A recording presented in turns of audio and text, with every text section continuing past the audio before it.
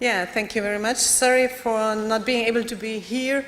I'm still a vice dean and a mom, and it was not working with my kid and with the faculty.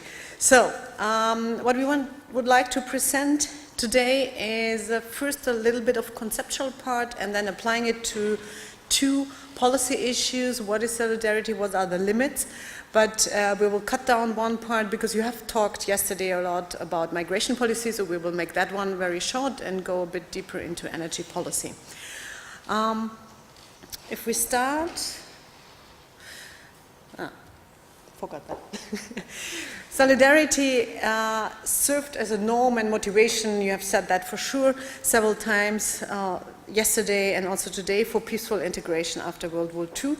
And already in the European coal and steel community, we have that little sentence in the preamble saying that it should create a real solidarity. And this is throughout all the treaties we can find a similar sentence in the preamble, and the Lisbon Treaty, you have spoken about that yesterday, is bringing the firework of solidarity also in the policy issues. So if it's like this, we would like to ask, how can it be conceptualized in this multi-level system? Because this is neither trivial, nor is there a big discussion leaving out, and what are preconditions, what are prerequisites for that solidarity, and which are the limits? So what role can solidarity play in different policy fields? If we want to conceptualize this, we don't have any help from the European Union because what the Union says is not very precise. It gives us a hint that it should be between individuals and member states, but it at no point really spells out what that is.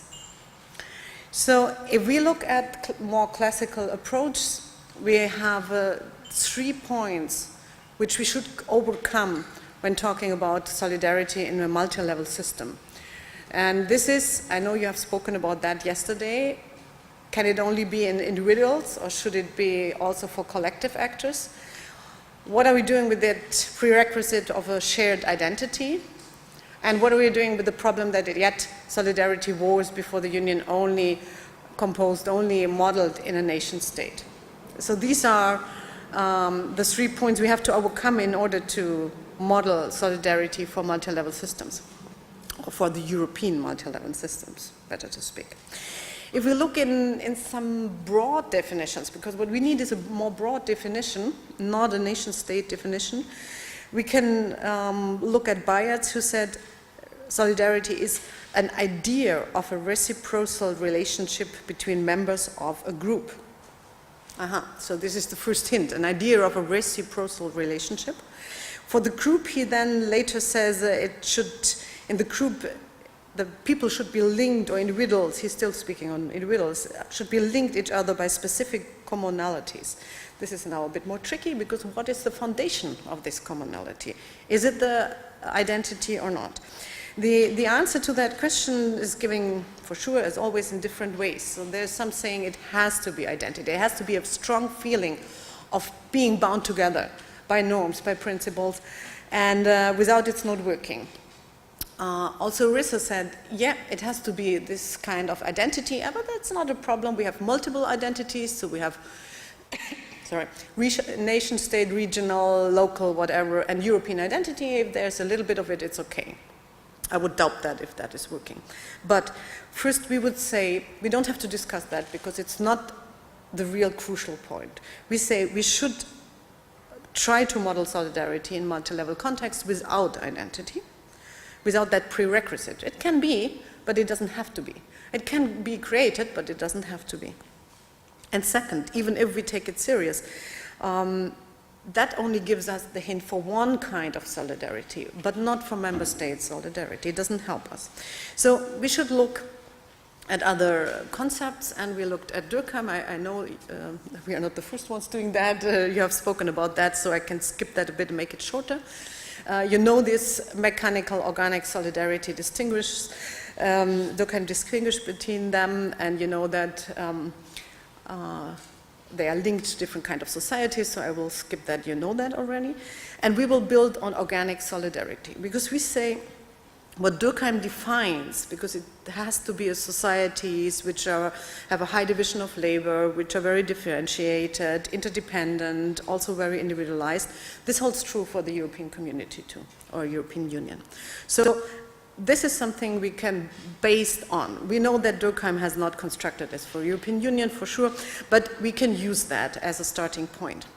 And we say, also Durkheim says that he puts the argument forward that in these kind of highly functional interdependent societies, self-interest in social goods can only be satisfied in cooperation. And this is what the union does. So self-interest and solidarity are coming together.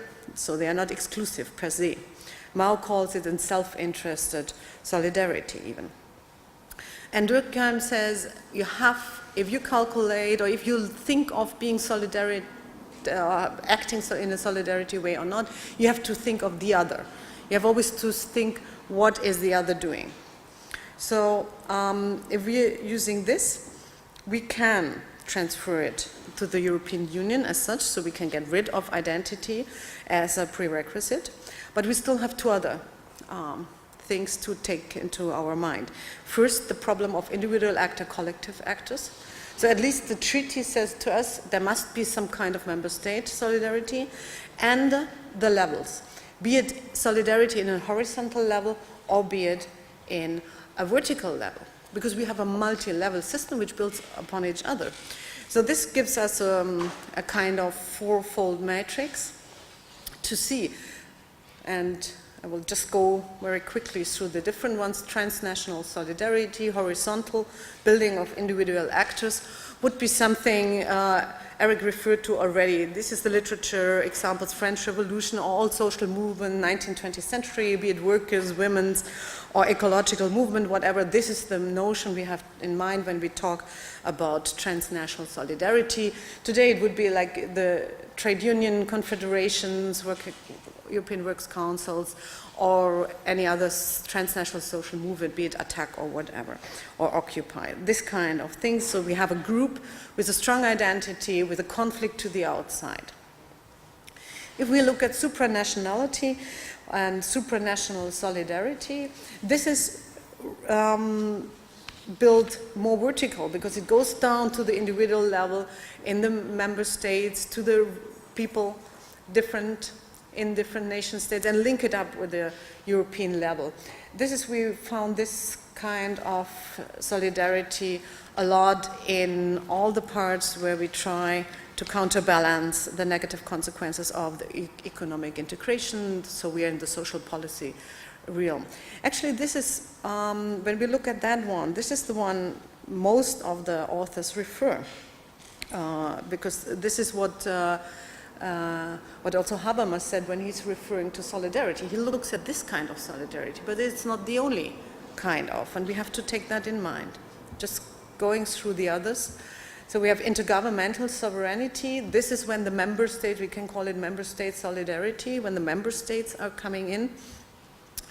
There we have to see it always oscillates between having to look for national autonomy, having to look at deeper integration. This is what Scharf calls Autonomie schon und Gemeinschaftsförderung, somewhere in between, or this is giving the boundaries of this kind of solidarity, and also subsidiarity tells us in which parts we can look for this kind of solidarity. And there you can list whatever. I mean, there's a whole range. This is the most we can find in the treaty and in the European Union, from financial crisis, migration, up to energy policy, where we will speak about it today.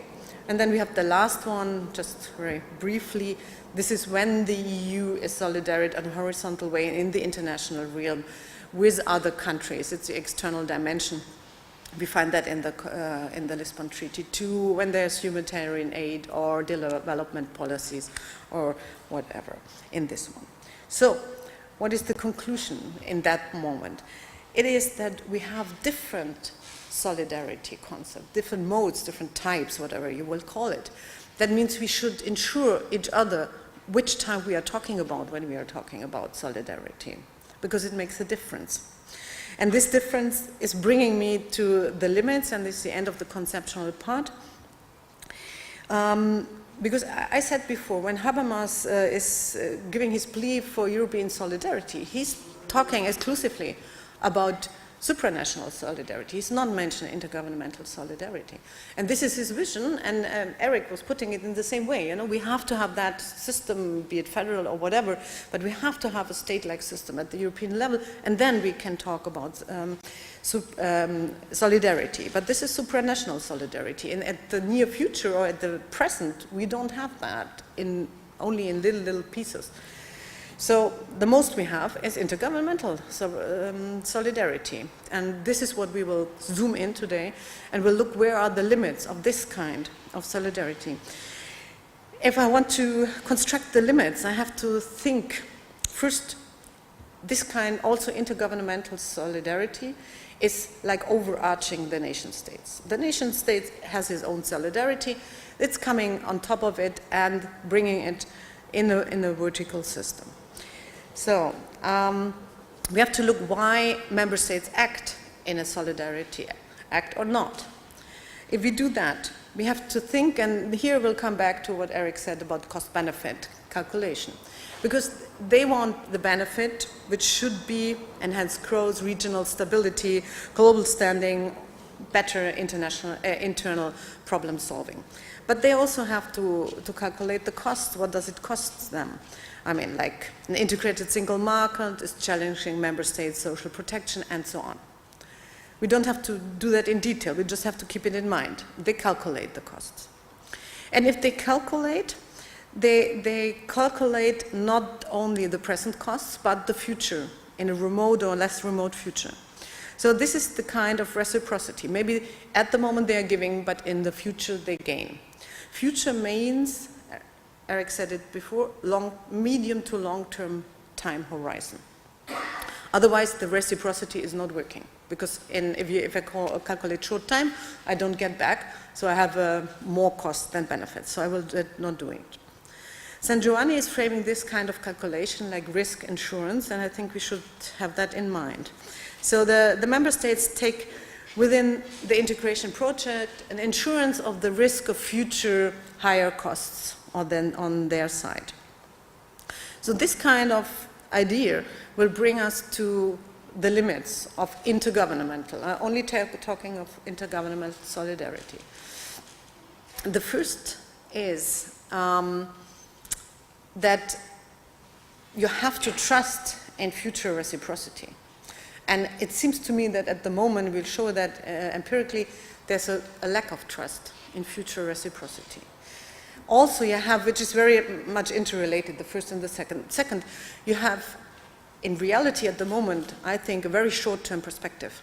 They're not calculating medium to long-term. They're calculating member states short-term due to crisis in a lot of parts, but not only. Third, if you look at European Union, how negotiations are taking place, you have that kind of cross-issue area, negotiation, bargaining, lock rolling, whatever we have out there. They should calculate also over issue areas, because if maybe in one issue area they pay more at the moment, but maybe in a future issue area they would have higher costs if they don't act solidarity in or have solidarity acts in that one issue area, which is not an easy task. And I think there's a lack too. They don't calculate across policy fields or issue areas. And the fourth point is, which we would see in one of the examples very clear, there's an influence. We have a multi-level system, though the bounded rationality in this moment is the national context. We have the normal interest groups, we have what Putnam called multi-level games, or if we look to Moravcik, we have at the nation state, at the national level, interest groups pressing for something, opposition, and we have the shadow of the future election. The more nearby they are, the most influence they have on the outcome. So we think this is conceptually, or these are conceptually the limits. We would like to give some or add some empirical food for thought in these things. Thank you. Thank you for that. hold that back for a minute. We have seen now, or we have established what we are talking about now. We are talking about intergovernmental solidarity, which is only a part of possible solidarity in the European Union. And now we would like to have a look at the empirical reality. Do member states, talk about solidarity? Do they relate to it? Do they refuse it, demand it? And we decided to look at some policy fields, especially energy policy and migration policy. Since we've heard a lot about migration policy yesterday already, I'll keep that short and go into more detail in energy policy. And we will look for hints of solidarity, member states referring to solidarity, but also possible limits of this intergovernmental solidarity or member state solidarity. So first of all, just an introduction to EU energy policy. It is part of primary law since the Lisbon Treaty, and Article 194, paragraph 1 TFEU says that the Union policy on energy shall aim in a spirit of solidarity between the member states, so clearly member state solidarity is addressed here, to fulfill a couple of goals. Among these goals is to ensure the functioning of the energy market, which would translate to competitiveness of the energy markets to benefit the consumers, to ensure security of energy supply in the Union, to promote energy efficiency and energy saving, and the development of renewable energy forms of energy, which is classic climate policy and climate protection. And last but not least, to promote interconnection of energy networks. And to model it a little and to give you something to see, not only text, we can distinguish three frames of EU energy policy. Three different frames with different debates, different issues connected to it, different goals, all under the headline of EU energy policy. So we heard about competitiveness, open markets. We have heard about energy security, securing energy supply and minimizing the risk of disruption of energy supply. And then we have sustainability or climate protection, which is, to save energy, focus on renewable energy forms, and to focus on energy efficiency and climate gas emission reduction. And in these three frames, we will only focus on the security frame and the sustainability frame and contrast these frames a little. So this is just an introduction for you, so you know what we are looked at in this complex policy field. We have the energy security frame first. This is an issue since the oil crisis in the 1960s and 70s. Since then, there's been a growing dependence on external energy. The EU is getting more and more dependent on external energy. And already in 2000, the Commission proposed a green paper on energy security and tried to propose that the member states stock more oil and gas to be prepared for risks. But at that time, they just had no, they didn't expect this risk to be real sometime soon. They said, no, we don't need it. There won't be a supply of energy crisis in the near future. And this evaluation changed a few years after that, because the situation changed with first the Eastern enlargement, and then we had disputes on gas deliveries between Russia and Ukraine in 2006 and Russia and Belarus in 2007, which changed the perspective on energy security. And that's where solidarity came into play. We had these new member states who were scared that their own energy supplies were in jeopardy because of the Russian gas delivery disputes and their heavy dependence on these deliveries. And so the Eastern member states, and especially Poland as well, demanded more solidarity towards the new member states. And they also argued like that prior to the negotiations of the Lisbon Treaty, and this might be part of the reason why they mentioned solidarity in this EU energy policy article at all. And the Commission reacted to these fears and to these concerns. They demanded more solidarity as well in the communication in 2007.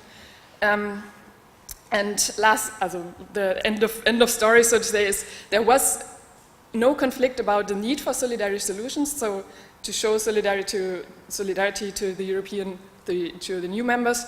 But, however, there was, of course, conflict about how to ensure the energy security, how to diversify the supplies, which pipeline project to support, and so on. So there was conflict, but not about the need for solidary action. This evaluation changes a little when we look at the sustainability frame, the climate protection frame. We're starting here maybe with the goals for 2020. The European Council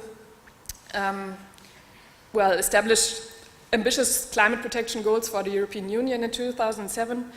You may have heard of the slogan 20-20-20 by 2020, which refers to 20% of emissions reduction compared to 1990. Then we have 20% of energy saving compared to projected levels by increasing energy efficiency.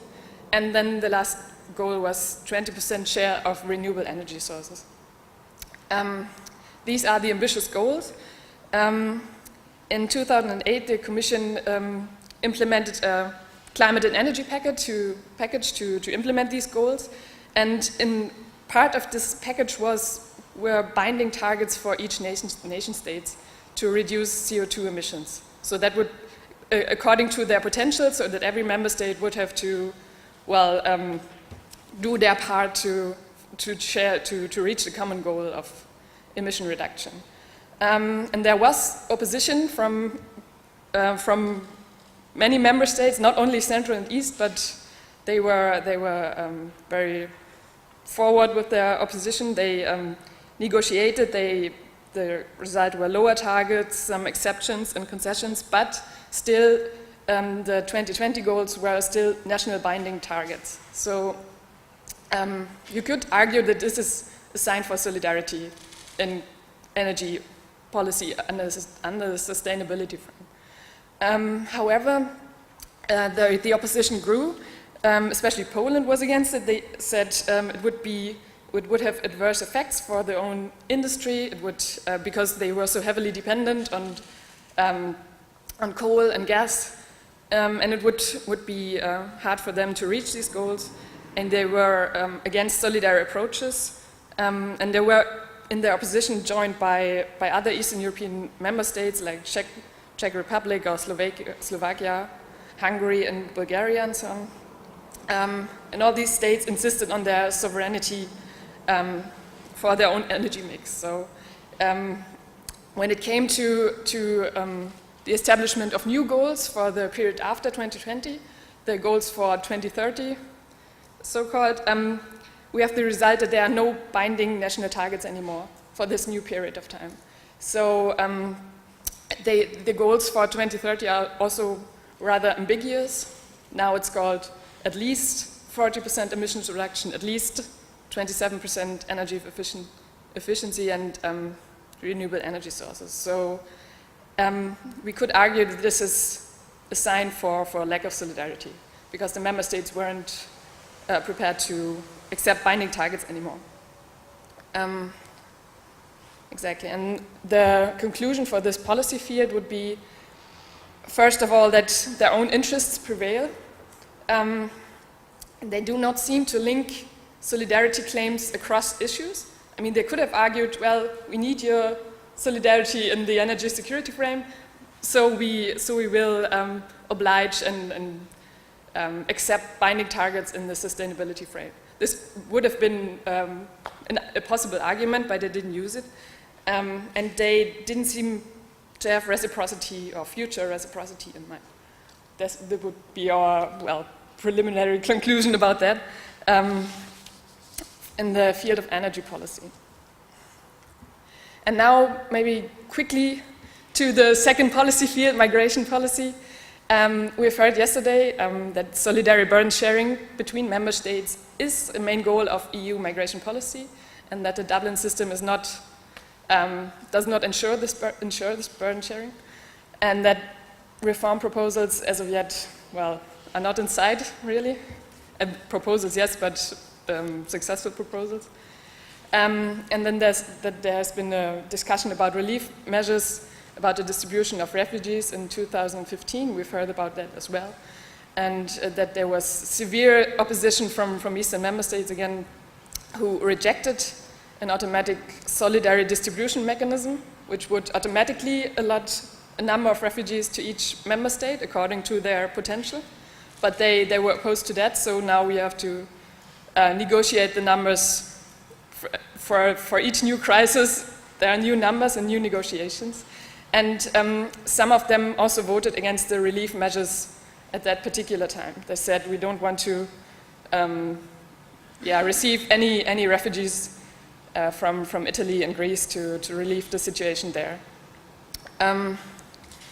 And when we look at the reasons for this, or maybe what is interesting to say, the example of Poland, maybe again, they were opposed to these relief measures and also to the automatic solidarity mechanism.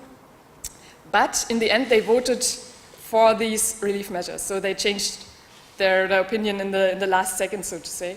And when we look at the reasons for this behavior, first of all, we see domestic concerns.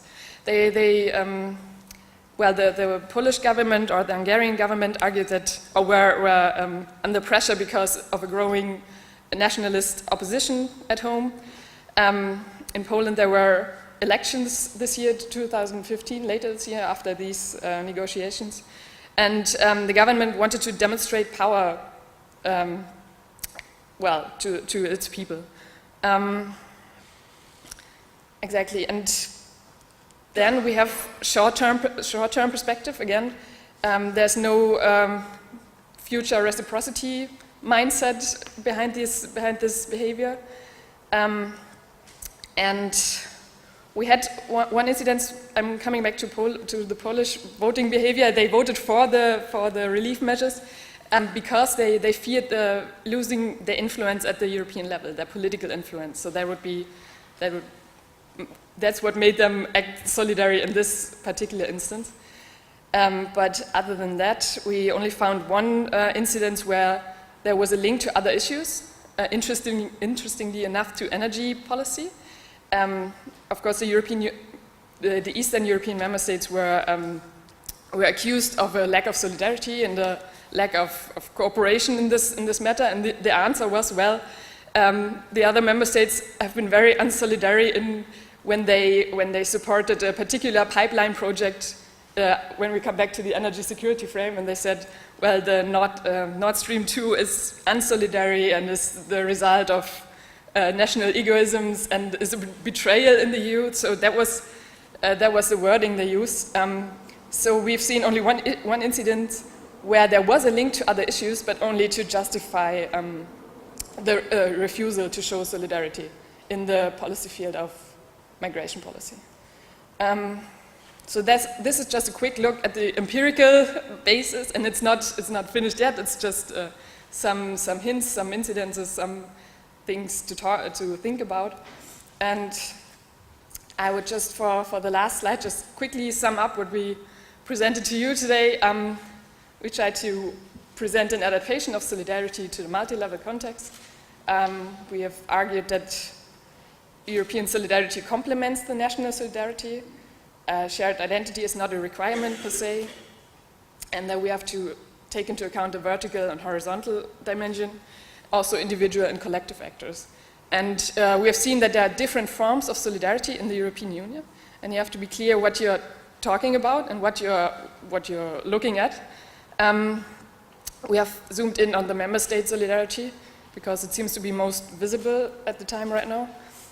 And we've also identified some possible limits for this kind of solidarity, which is short-term perspective, no links of solidarity discussions across issues or policy fields, and no concept of future reciprocity, apparently.